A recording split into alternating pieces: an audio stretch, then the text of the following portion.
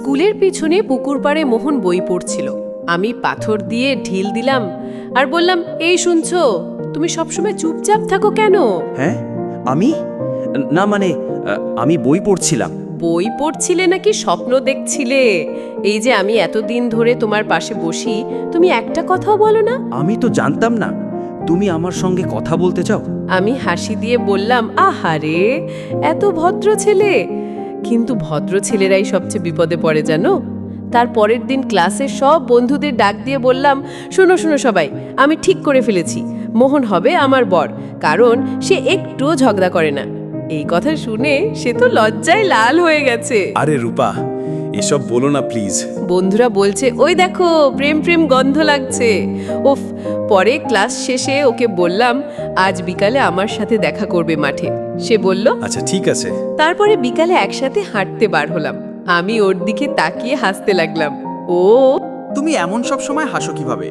কারণ তুই থাকিস পাশে, তুই না থাকলে মন খারাপ হয়। মোহন নরম গলায় বলল, আমারও তো তাই হয়, কিন্তু বলি না কখনো। তারপরে রূপা আমার চোখের দিকে তাকিয়ে বলল, তাহলে আজ বল, একবার বল, তুই আমায় ভালোবাসিস? সে তো কিছুক্ষণ চুপ হয়ে থাকলো।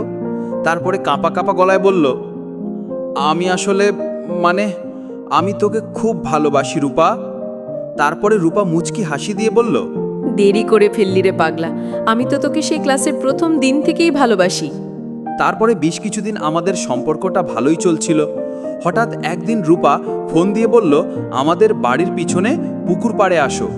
সে অনেক কান্না করেছিল। আমি বললাম, কি হয়েছে? সে কান্না করে বলল, আমার বিয়ে ঠিক করে ফেলেছে বাবা, তার বন্ধুর ছেলের সাথে। ছেলে ডাক্তার। তুমি তাহলে চলে যাচ্ছ?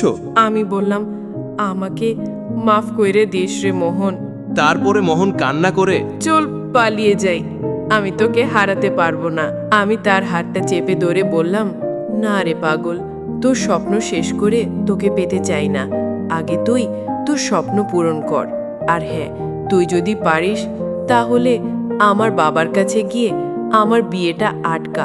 আমি তারপরে রূপার বাবার কাছে গিয়ে পা ধরে কান্না করে বলছি যে, চাচা প্লিজ, আমি রূপাকে ভালোবাসি, আমি তাকে হারাতে চাই না। তারপরে রূপাকে বলল, এই রূপা, তুই কি ওই ছেলেকে ভালোবাসিস? রূপা বলল হ্যাঁ।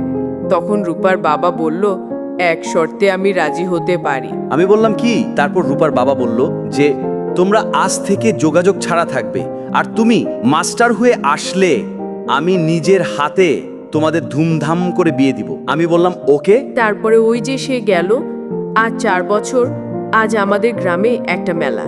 সবাই বলাবলি করছে যে মোহন মাস্টার শহর থেকে গ্রামে আসছে। একটু পরেই দেখা যায় একটা কালো গাড়ির থেকে আর নামলো। আমি দূর থেকে দেখতেছি। আমি এক নজর দেখা করার জন্য ছুটে গেল, কিন্তু ওই যে নিশা সওদাগর দাঁড়িয়ে আছে, বলে যে বাবা মাকে নিয়ে আসো, তারপরে দেখা। আমি কিন্তু ওকে লুকিয়ে লুকিয়ে দেখতেছি, ও অস্থির হয়ে গেছে। তারপরে বাবা মাকে বিয়ে আসলাম, দেখা করলাম, ফ্যামিলির সবাই মিলে বিয়ে দিল করলো। তারপরে দুমদাম করে আমাদের বিয়ে হলো।